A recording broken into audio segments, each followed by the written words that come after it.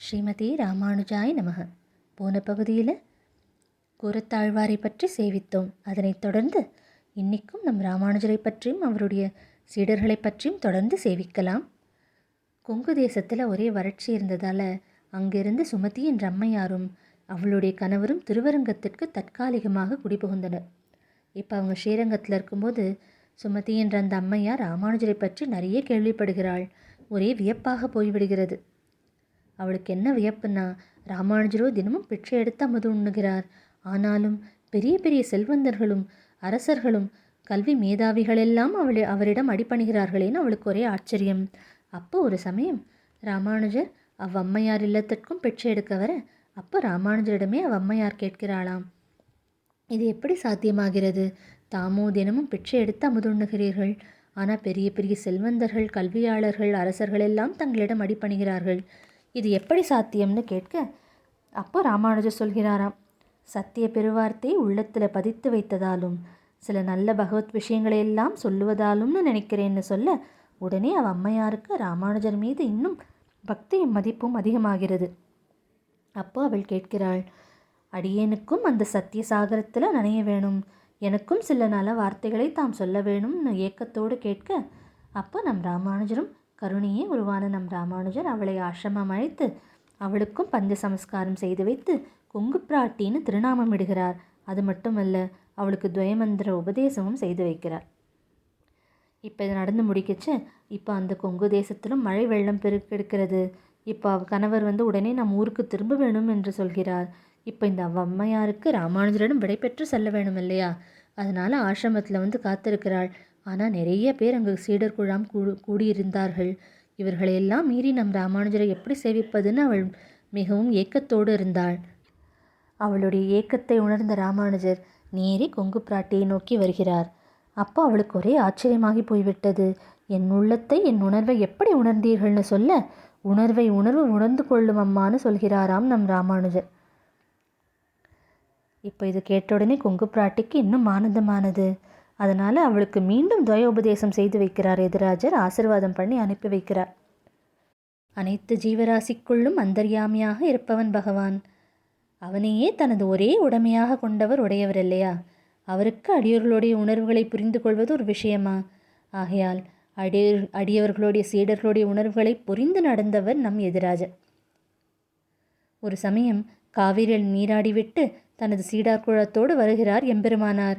அப்போ எதிர்க்க பெரிய நம்பிகள் வருகிறார். பெரிய நம்பிகள் ராமானுஜரோட குரு இல்லையா? இப்போ நேர பெரிய நம்பிகள் என்ன செய்கிறார்? ராமானுஜரை கண்டதும் என்னென்னு புரியவில்லை, படபடன்னு வந்தார். நேர சாஷ்டாங்கமாக அவரை சேவித்து விடுகிறார். ஆனால் இதை கண்டும் காணாமல் நம் ராமானுஜர் சென்று விடுகிறாராம். இது என்னன்னு அங்கிருந்தவர்களுக்கு புரியல.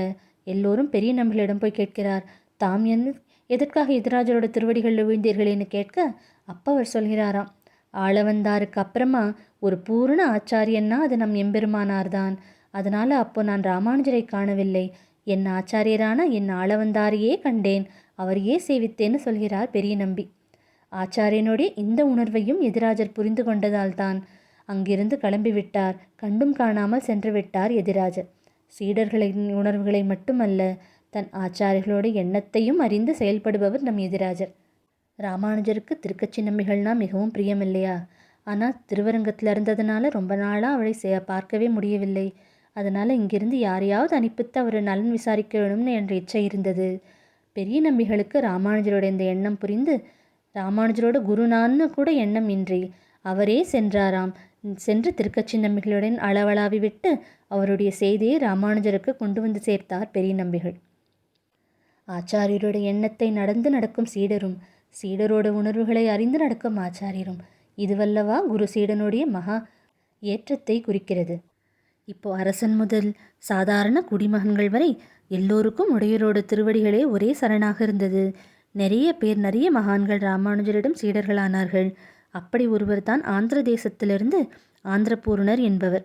அவருக்கு ராமானுஜர் வடுக நம்பின்னு திருநாமமிட்டு சீடராக்கி கொண்டார்.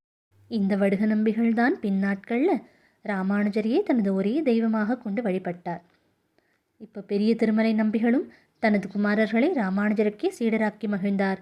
அதோடு மட்டுமல்லாமல் அவர் தனது மருமகனான கிடாம்பியாச்சான் என்பவரையும் ராமானுஜருக்கு சீடராக்கி மகிழ்ந்தார். இப்போ சீடார் குழாமெல்லாம் சிறப்பாக வந்து கொண்டிருந்தது. இப்போ பெரிய பெருமாள் இச்சைப்படி கோவில் திருப்பணிகளை எல்லாம் திருத்தி பண்ணி கொண்டார் ராமானுஜர். பகவானுக்கு நடக்க வேண்டிய கைங்கரிகள் எல்லாம் ஸ்ரத்தையாகவும் தகுந்த காலத்திலும் நியமப்படி நடக்க வேணும் என்பதில் ரொம்பவும் கண்டிப்பாக இருந்தார். திருப்பணிகளையெல்லாம் 10ஆக தொகுத்து அதையெல்லாம் தன் நேரடி கண்காணிப்பில் வைத்துக்கொண்டு அதை நிர்வகித்து வந்தார் ராமானுஜர். இப்போ பெரிய பெருமாளும் எப்படி ஒரு தாயோட கருவறையில் குழந்தை சுகமாக இருக்குமோ அப்படி ராமானுஜரோட கரங்களில் ரொம்பவும் சுகமாக வசித்தான். இதெல்லாம் நடந்து கொண்டிருக்கச்ச இதை கண்டு பொறாமைப்படும் கூட்டமும் ஒன்று இருக்கும் இல்லையா? அதில் சில பேர் ராமானுஜரை கொன்றே தீர வேணுன்ற முடிவுக்கு வந்தார்கள். இப்போ ராமானுஜர் தினமும் பிச்சை எடுத்து அமுதுண்டார் இல்லையா? அப்படி பிச்சை எடுக்கும்போது அந்த உணவில் விஷம் கலக்க வேணுன்ற எண்ணம், அந்த நஞ்சு எண்ணம் அவர்களோட மனசில் வந்தது. இப்போது அந்த எண்ணம் என்ன ஆனது, அது ராமானுஜர் அதையெல்லாம் எப்படி முறியடித்தார் என்பதையெல்லாம் தொடர்ந்து காத்திருந்து சேவிக்கலாம். ஸ்ரீமதே ராமானுஜாய நமக. ஸ்ரீமதே ராமானுஜாய நமக.